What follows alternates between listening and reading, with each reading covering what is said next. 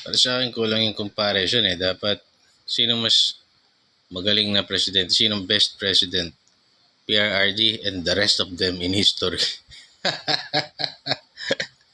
Pag samahin mo na yung dalawang Marcos. Ay nako. Talagang to si Bobongbong, not a chance talaga.